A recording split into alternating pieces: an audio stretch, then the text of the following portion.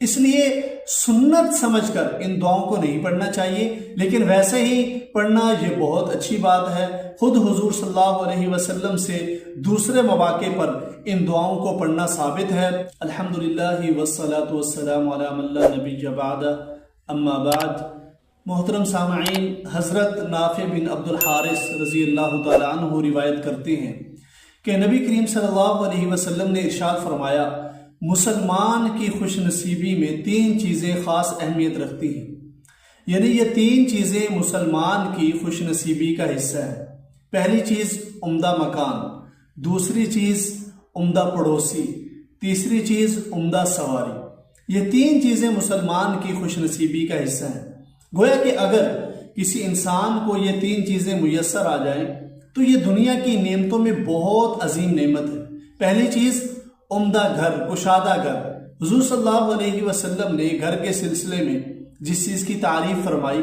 وہ اس کی کشادگی ہے، وہ اس کی وسعت ہے۔ گھر کی خوبصورتی اور اس کی زیب و زینت اور اس کی ٹیپ ٹاپ یہ ایک فضول چیز ہے۔ اصل چیز مکان کی وسعت ہے، جس کی وجہ سے انسان تنگی محسوس نہ کرے اور آرام اور سکون کے ساتھ اس میں زندگی گزار سکے۔ چنانچہ وضو کے بعد جو دعا حضور صلی اللہ علیہ وسلم سے ثابت ہے وہ یہ ہے، اللہم اغفر لی ذنبی ووسع لی فی داری وبارک لی فی رزقی۔ اے اللہ میرے گناہوں کو معاف فرما دیجئے، میرے گھر میں وسعت عطا فرمائیے اور میرے رزق میں برکت عطا فرمائیے۔ گویا کہ وضو کے بعد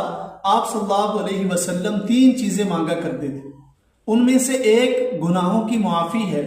اور یہ تو ایسی چیز ہے گناہوں کی معافی کہ اگر اللہ تعالیٰ عطا فرما دے تو بس پھر تو آخرت سنور گئی۔ لہٰذا پہلا سوال آخرت کی درستگی کا فرمایا، اور دنیا میں اللہ تعالیٰ سے 2 چیزیں مانگی، ایک گھر کی کشادگی، دوسرے رزق میں برکت۔ تو اس سے معلوم ہوا کہ حضور صلی اللہ علیہ وسلم کو کشادہ گھر پسند تھا۔ حضرت مولانا مفتی محمد شفیع عثمانی صاحب رحمۃ اللہ علیہ وہ فرمایا کرتے تھے کہ لوگ دنیا کی بہت سی چیزوں کے پیچھے دوڑتے ہیں، اور لوگوں کی خواہش یہ ہوتی ہے کہ ادھر سے پیسہ آ جائے تو یہ چیز لے لیں، فلاں چیز حاصل کر لیں، لیکن دنیا کی ضروریات میں جس چیز کی خاص اہمیت ہے اور جس چیز کی انسان کو فکر کرنی چاہیے وہ یہ ہے کہ انسان کا اپنا گھر ہو، اور رہائش کے سلسلے میں وہ کسی کا محتاج نہ ہو، اور اس کی کوشش انسان کو کرنی چاہیے۔ اور گھر کی مد میں جو پیسہ لگا وہ تو ٹھکانے لگ گیا، اور باقی فضولیات میں انسان جو کچھ خرچ کرتا ہے اس کا کوئی فائدہ حاصل نہیں ہوتا۔ بہرحال گھر کی وسعت ایک نعمت اور سعادت ہے جس کی حضور صلی اللہ علیہ وسلم نے وضو کے وقت دعا فرمائی۔ تو یہاں یہ بات بھی عرض کر دوں کہ وضو کے وقت عام طور پر کچھ دعائیں مشہور ہیں کہ فلاں عضو دھوتے وقت فلاں دعا مانگی جائے۔ یہ دعائیں بہت اچھی ہیں، مثلا جب کلی کرے تو یہ دعا پڑھے، اللہم اعنی علی تلاوت ذکرک، اے اللہ اپنے ذکر کی تلاوت کرنے پر میری اعانت اور مدد فرما۔ اور جب ناک میں پانی ڈالے تو یہ دعا پڑھے، اللہم لا تحرمنی رائحۃ الجنہ، اے اللہ مجھے جنت کی خوشبو سے محروم نہ فرمائیے۔ اور جب چہرہ دھوئے تو یہ دعا پڑھے، اللہم بیض وجہی یوم تبیض وجوہ وتسود وجوہ، اے اللہ میرا چہرہ اس دن سفید کر دیجئے جس دن بہت سارے چہرے سفید ہوں گے اور بہت سارے چہرے سیاہ ہوں گے۔ اور جب دایاں ہاتھ دھوئے تو یہ دعا پڑھے، اللہم اعطنی کتابی بیمینی وحاسبنی حسابا یسیرا، اے اللہ مجھے میرا اعمال نامہ میرے دائیں ہاتھ میں عطا فرمائیے، کیونکہ جو نیک بندے ہیں ان کو اعمال نامہ دائیں ہاتھ میں دیا جائے گا۔ اور پھر آگے کیا ہے، میرا حساب آسان فرما دیجیے۔ اور جب بایاں ہاتھ دھوئے تو پھر یہ دعا کرے، اللہم لا تعطینی کتابی بشمالی ولا من ورائی، اے اللہ آخرت میں میرا اعمال نامہ مجھے بائیں ہاتھ میں نہ دیجیے اور نہ مجھے میری پشت کی طرف سے، میری پیٹھ کی طرف سے دیجیے، کیونکہ کافروں اور جہنمیوں کو ان کا اعمال نامہ پیچھے سے بائیں ہاتھ میں دیا جائے گا۔ اور جب کانوں کا مسح کرے تو یہ دعا پڑھے، اللہم اجعلنی من الذین یستمعون القول فیتبعون احسنہ،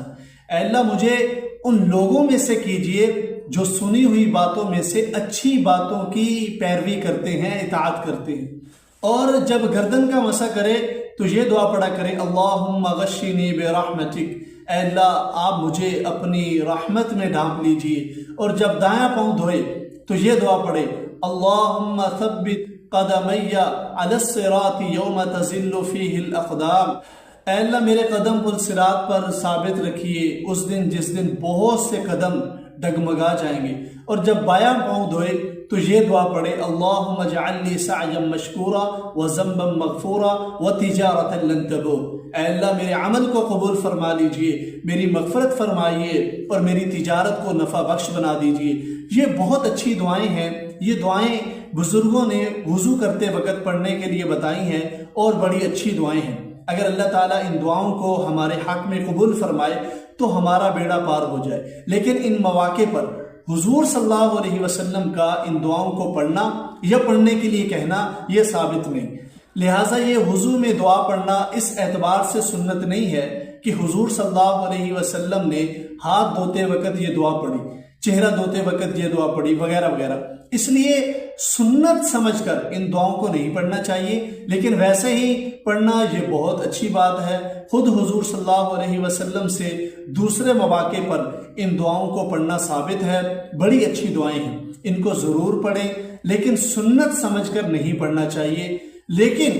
وہ مسنون دعا جو حضور صلی اللہ علیہ وسلم نے وضو کے دوران پڑھی وہ دعا یہ ہے اللہم اغفر لی ذنبی ووسع لی فی داری وبارک لی فی رزقی، اور دوسری دعا یہ پڑھا کرتے تھے اشہد ان لا الہ الا اللہ واشہد ان محمدا عبدہ ورسولہ، اور جب وضو ختم فرماتے تو یہ دعا فرماتے اللہم اجعلنی من التوابین وجعلنی من المتطہرین، اور دوسری دعا یہ پڑھا کرتے تھے سبحانک اللہم اشہد ان لا الہ الا انت وحدک لا شریک لک استغفرک واتوب الیک۔ یہ دعائیں حضور صلی اللہ علیہ وسلم سے پڑھنا ثابت ہے، لہٰذا جو دعائیں آپ سے پڑھنا ثابت ہیں ان کا تو خاص اہتمام کریں، اور جو دعائیں ہر عضو دھوتے وقت بزرگوں سے پڑھنا منقول ہیں وہ دعائیں بھی بہت اچھی ہیں، ان کو بھی یاد کر لینا چاہیے، ان کو بھی پڑھ لینا چاہیے، لیکن دونوں قسم کی دعاؤں میں فرق رکھنا چاہیے کہ جو دعائیں آپ سے براہ راست ان مواقع پہ پڑھنا ثابت ہیں ان کا اہتمام زیادہ ہونا چاہیے، اور جو دعائیں آپ سے ثابت نہیں ان کا اس درجہ اہتمام نہ ہونا چاہیے، بلکہ ان کو دوسرے درجہ پر رکھنا چاہیے۔ بہرحال وضو کے وقت حضور صلی اللہ علیہ وسلم نے جو دعا مانگی اس میں گھر کی وسعت کی دعا مانگی اور رزق میں برکت کی دعا مانگی۔ ذرا اس میں غور کریں کہ آپ صلی اللہ علیہ وسلم نے رزق کی کثرت کی دعا نہیں فرمائی کہ یا اللہ مجھے رزق بہت زیادہ دیجیے، بلکہ یہ فرمایا کہ یا اللہ میرے رزق میں برکت عطا فرمائی، یعنی گنتی کے اعتبار سے چاہے رزق میں کثرت نہ ہو، پیسے بہت زیادہ نہ ہوں، مال و دولت بہت زیادہ نہ ہو، لیکن اس رزق میں برکت ہونی چاہیے۔ لیکن آج کی دنیا گنتی کی دنیا ہے، ہر چیز میں گنتی کی فکر ہے کہ گنتی میں میرا مال بڑھ جائے، اور اس فکر کے نتیجے میں ہر وقت انسان